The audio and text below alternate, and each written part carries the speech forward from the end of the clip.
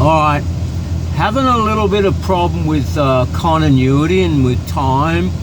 In actual fact, before I even started this video, tried it once, don't even know what freaking day it is. So basically, when I was out there at Eagle Pass around about the 5th of December picking up through to the 8th of December Sunday night, last Sunday night, and then the 9th, the Monday morning, I'd only made the videos at the either end of that trip. I had intended I wanted to do a couple in the middle when I was doing my shutdown and talk about a few things, but just been pretty much run ragged this last trip. And as I've explained, the rationale for the naming of the trip, I mean, there really has been like this black celestial body just hanging up in the sky there over me, not up above me, but over me. So this is really a bit of a recap. I'm not really at the final location for this trip. I'm further past there. I'm about 6 hours past where I was going to be today to make this final video. This is like a recap video for this trip. I'm not going to tell you where I'm at, but I'm just down the road and I'm finally like literally catch up mode, you know. So let's do some recap. Like, I didn't do a couple of videos while I was on that trip. As explained, I was run ragged. So I had at Eagle Pass, I had like I think it was like 1600 odd miles. As I explained, I was never going to make it for the reset. I was never going to do that. You know, I wasn't going to be having Sunday off. So I got there like Sunday night, and I'd had, I think it was like 3 trips, one short one and a couple of 550s. I remember miles. I remember shutting down, where the hell was that place? I can't even remember now. My last shutdown before Benicia was my fave Desert Valley, up on the top of Chiriaco Pass there, about 550 miles out in California, that dirt spot.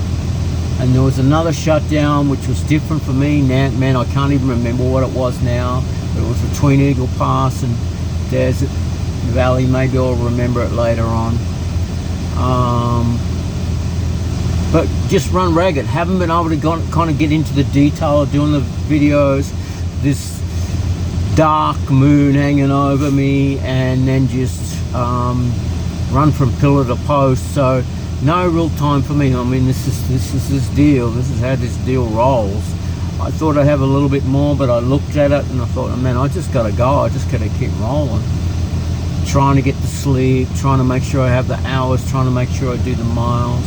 Let's recap on Monday morning at Benicia, where that butthole from my company was getting in my face.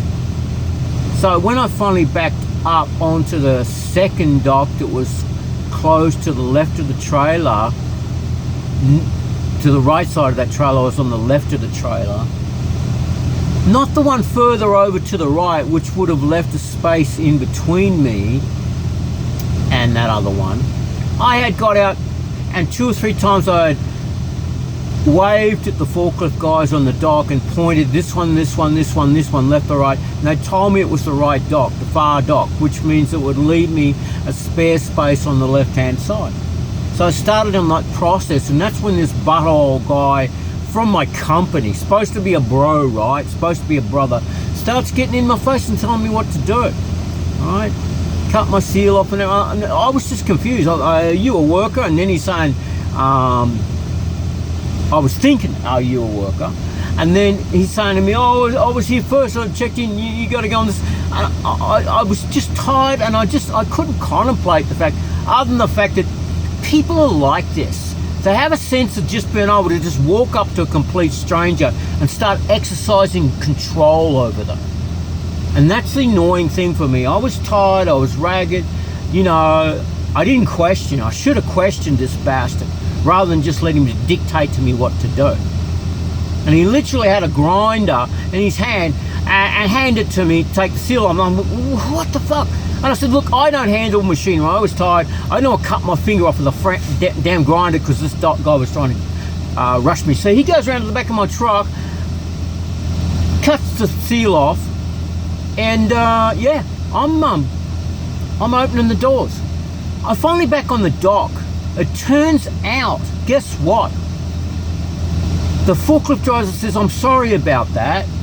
He did check in first, but then he went to the bathroom, and then he come from way back over there, and you know, that's why he's in.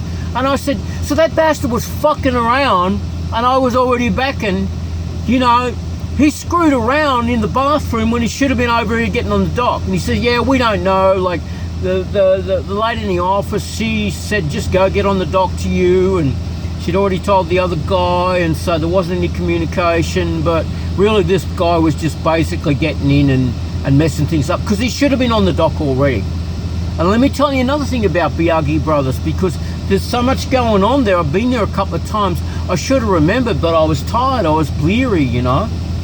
The reason they leave that extra spare dock, they actually on either side of parked trucks, way over on the left, not close to the left of me, or just on the right where I was.